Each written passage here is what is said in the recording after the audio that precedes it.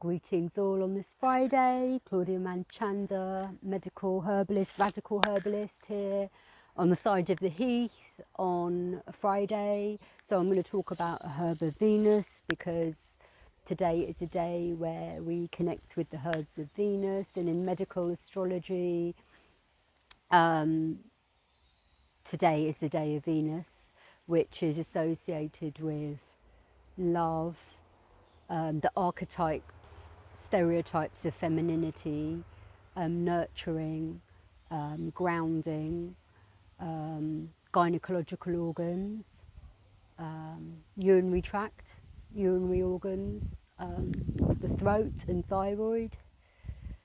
I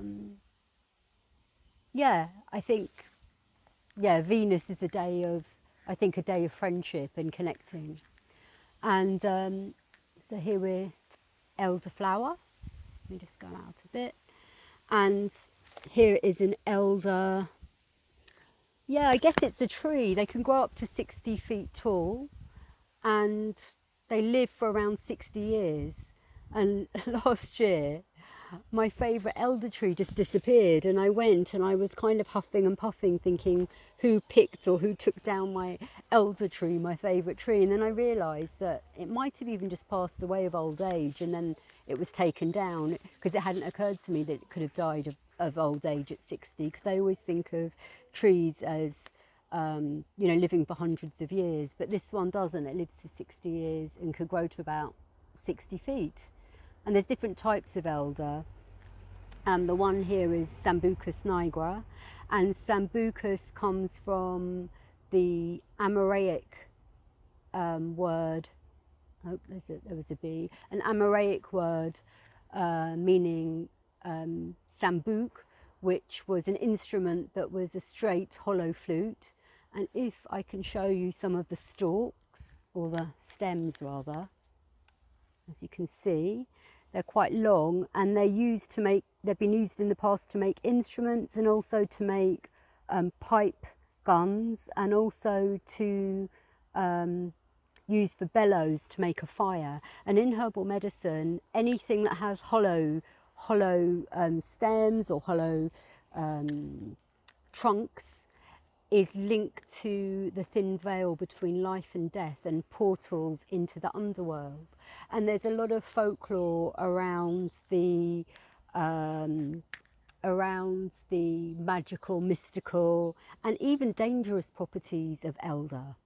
The word elder comes from the Anglo-Saxon ald, and that means fire, and that refers to it bellowing the fires to keep the fires going.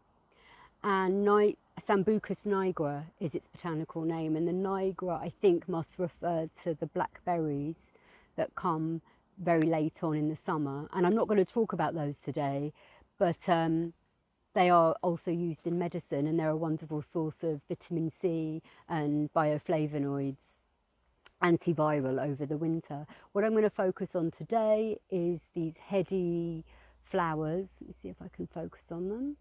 There you go. And when I pick them, or when one picks them, you can see underneath, I pick that straight stem at the bottom, and then I dry it out, and then I rub off the flowers. And that's because these stems collect chemicals called cyanogenic glycosides. They can make you feel a bit woozy, a bit nauseous, but it's much higher in the berries. So when you do make berries, prepare the berries, you dry it out, and you often have to boil them for at least 10 minutes. So I am going to give, a caution with this plant. Although these flowers are very, very safe, you have to have caution with the twigs, the bark, the root, and the stems. So another name for the plant is witch's wood, and that's because it's said that broomsticks were made with these, with the wood of this plant. And also it's said that if you sleep under the tree of the plant, that it will take you to the fairyland or a netherworld. And there's also a lot of superstition about not burning the wood and not using the wood for cribs or around babies, because that thin veil between life and death is too much with this plant. So you don't want it to be around young babies. The herb, the flower is used for upper respiratory tract conditions, also sometimes urinary conditions, but commonly it's used for the cold or flu, for conditions of the chest, basically bronchitis, asthma, allergy, hay fever. It's also been used for toothache, for colic, for rheumatism, and even externally for insect bites and inflammation. It's a deciduous tree, so that means that it drops its leaves and is naked in the autumn. So let's have a look at the flowers and think about them a bit more. So they're very, very fragrant. And so we know because they're fragrant, they have chemicals that are volatile, aromatic, smelly chemicals. And those are called essential oils. And an essential oil is made out of the flowers. Because it's got essential oils, we have to think about when we prepare the flowers, we don't want to boil it because we don't want those essential oils to evaporate.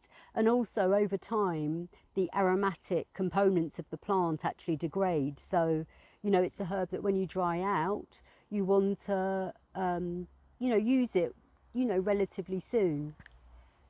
So, let me think about, yeah. So, I'm